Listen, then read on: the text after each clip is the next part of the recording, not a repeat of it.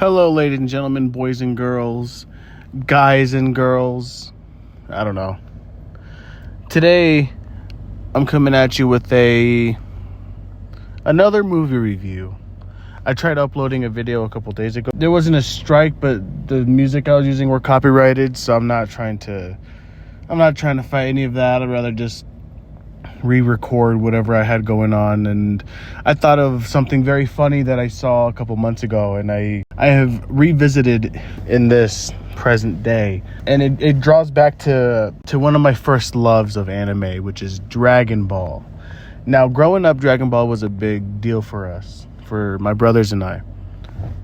Dragon Ball is something that we could all collectively watch and feel pretty cool about. Sorry, I'm not gonna lie, we got kind of obsessed, if that's the correct word to use.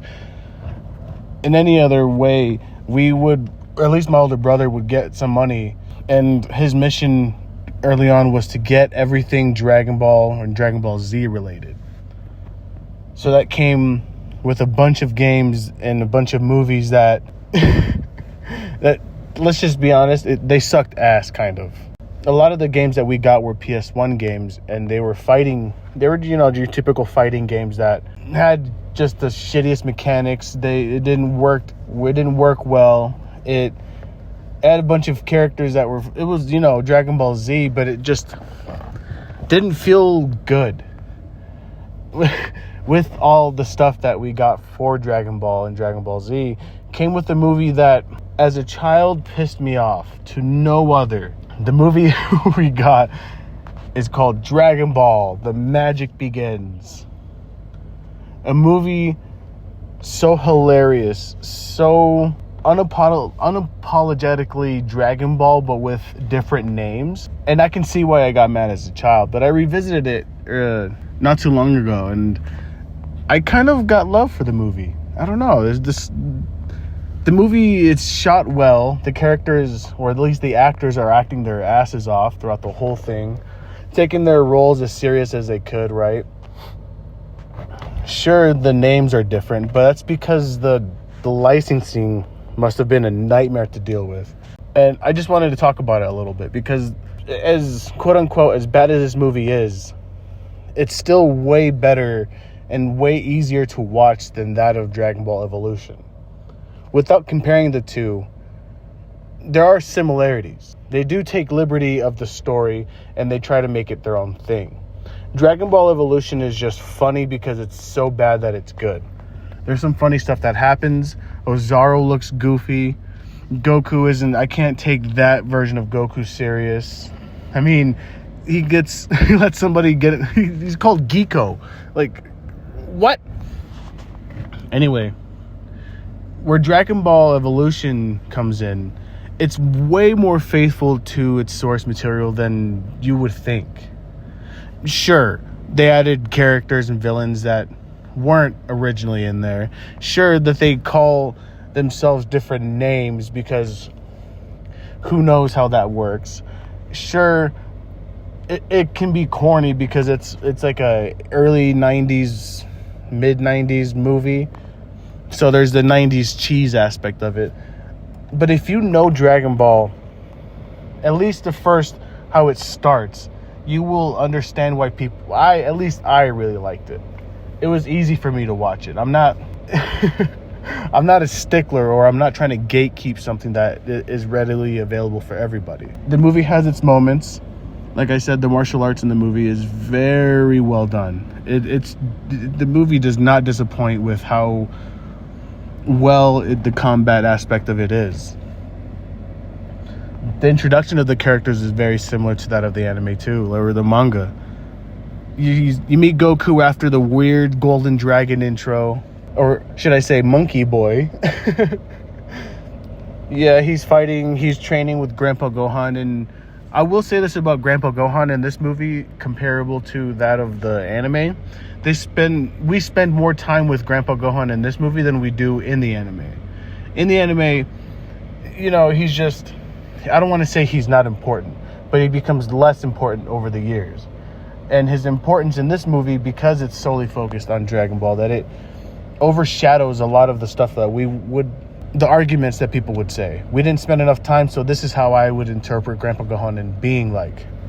After you meet Grandpa Gohan, you meet, just your typical characters. You meet Bulma, Oolong, and then the coolest intro of all, my boy Yamcha, the man in Dragon Ball Z that gets hoed the most, and he has the coolest special. Like, it's wild. But in this movie, you do feel it. Like, Yamcha was cool in Dragon Ball before he was like a goofy character, or before he was a meme. He was actually pretty cool. I don't know. He rivaled Goku in fighting. Goku's obviously fucking an illegal alien. Sorry. An alien that arrived here illegally. And he at least trained himself. He was more of like a outcast. He couldn't talk to women. And this version of Yamcha is no different.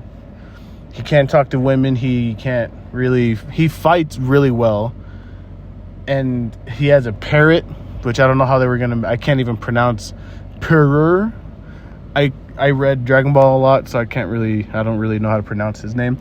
But the second and third act is much of the same as you would expect. You meet the characters, you go to Master Roshi's house, which we spend a lot of time in there. Master Roshi's character is exactly Master Roshi. He's still a pervert. He still got the glasses, the turtle shell. Like I said before, the actors all do their thing, dude. I can take this movie serious, but Dragon Ball Evolution angers me. They tried somewhat, at least, to make this movie feel different yet faithful to its source material. You can feel it. Compared to Dragon Ball Evolution, it doesn't feel. They have the same characters' names and the same same vibes, I guess, but it's not. I don't know. You don't really feel it as you would in this movie. The fourth act is just the crazy big old fight that happens. Seal King Piccolo away. Sorry. And they live happily ever after. This little girl makes a wish. She wishes for her village that got annihilated in the beginning at first, which is hilarious. And in that first scene, it's so funny because there's chaos happening, explosions, there's people running for their lives, and then it would randomly cut to monks praying. Like, what? Come on, dude, your whole village is on fire. You're not gonna lift even a finger? Overall, the movie is watchable. It's nice to see. It's nice to see that the representation that Dragon Ball has is still intact with this movie. It's shot very well. Overall, this movie feels like it's more completed as a Dragon Ball movie than its predecessors. At least from my opinion. Dragon Ball Evolution just missed the mark for me. It wasn't doing it. You get sleepy watching it. It's entertaining because it looks nice, but this movie is entertaining because they tried. The martial arts, the acting, the characters, the golden dragon in the beginning, which looks like a dragon from One Piece.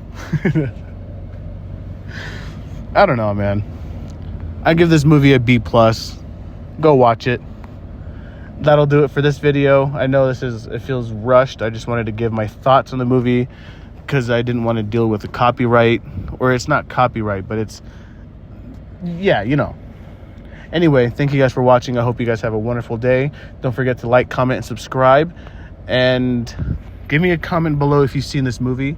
If you have, then what was your favorite part? Peace.